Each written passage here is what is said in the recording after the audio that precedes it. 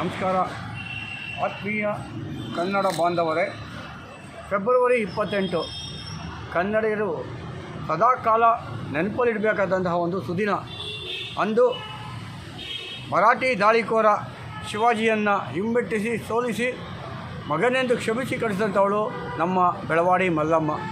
ಬೆಳವಾಡಿ ಮಲ್ಲಮ್ಮನ ಸ್ತ್ರೀ ಸೈನ್ಯದ ಎದುರು ಪುರುಷ ಸೈನ್ಯರಿಗೆ ಬಂದಿದ್ದಂತಹ ಮರಾಠಿ ದಾಳಿಕೋರ ಶಿವಾಜಿ ಸೋಲಪ್ಕೊತಾನೆ.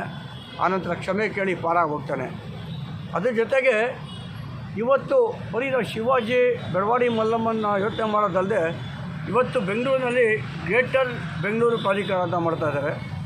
ಗ್ರೇಟರ್ ಬೆಂಗಳೂರು ಪ್ರಾಧಿಕಾರ ಅಂದರೆ ಬೃಹತ್ ಬೆಂಗಳೂರು ಪ್ರಾಧಿಕಾರ ಮಾಡಬೇಕಾದ್ರೆ ಸರ್ಕಾರ ಮತ್ತು ಪ್ರಾಧಿಕಾರಗಳು ಹಲವನ್ನ ಗಮನಿಸಬೇಕಾಗತ್ತೆ. ಇವತ್ತೇನಾಗಿದೆ ಅಂದರೆ ಬೆಂಗಳೂರಿನಲ್ಲಿ ಕೆಲವು ಜಾಗ ಬಿಟ್ಟರೆ ಎಲ್ಲ ಜಾಗಗಳಲ್ಲೂ ಕನ್ನಡ ತಬ್ಲಿ ಆಗ್ತಾಯಿದೆ. ಉದಾಹರಣೆಗೆ ಸೋಮೇಶ್ವರ ದೇವಸ್ಥಾನ ಕೆಂಪೇಗೌಡರು ಕಟ್ಟಿಸಿದ್ದು, ಅಲ್ಲಿ ತಬ್ಲಿ ಆಗಿದೆ ಕನ್ನಡ. ಬೇಗೂರಿದಂಥ ದೇವಸ್ಥಾನನ ಕಟ್ಟಿಸಿ ಬೇಗೂರು ಕೆರೆ ಪಕ್ಕದಲ್ಲಿ ದೇವಸ್ಥಾನ ಕಟ್ಟಿದವರು ಕೆಂಪೇಗೌಡರು, ಅಲ್ಲೂ ತಬ್ಲಿ ಆಗಿದೆ ಕನ್ನಡ. ಕಾಕ್ಸ್ಟೌನ್ ಅಂದರೆ ಸರ್ವಜ್ಞ ನಗರ, ಪುಲಿಕೇಶಿ ನಗರ, ಕಮ್ಮನಹಳ್ಳಿ, ಬಾಣಸವಾಡಿ ಹೀಗೆ ಎಲ್ಲ ಜಾಗಗಳಲ್ಲಿ ತಬ್ಲಿ ಆಗ್ತಾಯಿದೆ ಕನ್ನಡ.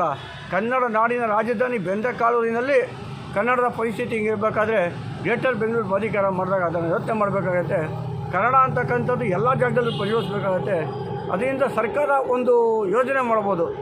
ಎಲ್ಲೆಲ್ಲಿ ಕನ್ನಡಿಗರು ಕಮ್ಮಿ ಇದ್ದಾರೆ, ಎಲ್ಲೆಲ್ಲಿ ಕನ್ನಡಿಗರಿಲ್ಲ, ಉದಾಹರಣೆಗೆ ಹಲಸೂರು, ಸರ್ವಜ್ಞ ನಗರ, ಪುಲಿಕೇಶಿ ನಗರ, ಕಮ್ಮನಹಳ್ಳಿ, ಬಾಣಸವಾಡಿ ಮತ್ತು ಗೋರಿಪಾಳ್ಯ ಇಂಥ ಜಾಗದಲ್ಲಿ ಕನ್ನಡ ಶಾಲೆಗಳಿಗೆ ಉತ್ತೇಜನ ಕೊಟ್ಟು ಕನ್ನಡವನ್ನು ಬೆಳೆಸ್ತಕ್ಕಂಥ ಕೆಲಸನ ಕನ್ನಡ ಪ್ರಾಧಿಕಾರ ಮಾಡಬೇಕಾಗತ್ತೆ.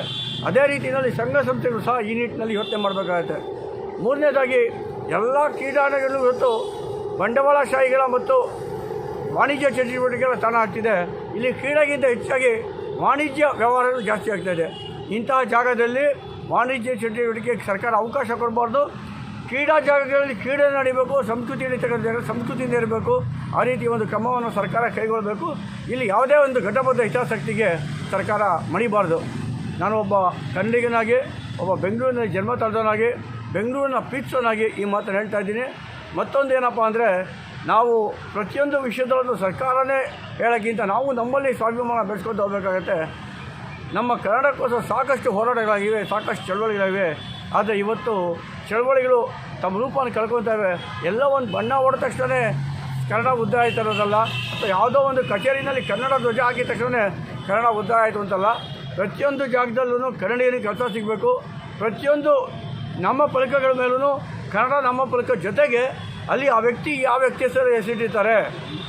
ಉದಾಹರಣೆಗೆ ನಾರಾಯಣಕುಮಾರ್ ರಸ್ತೆ ಅಂತ ಜಾಗ, ಅದ್ರ ಮೇಲೆ ಯಾವುದೇ ರೀತಿ ನಾವು ಬಣ್ಣ ಹೊಡೆದಾಲೂ ಜಿ ನಾರಾಯಣಕುಮಾರ್ ರಸ್ತೆ ಅಂತಲೇ ಬರಬೇಕು.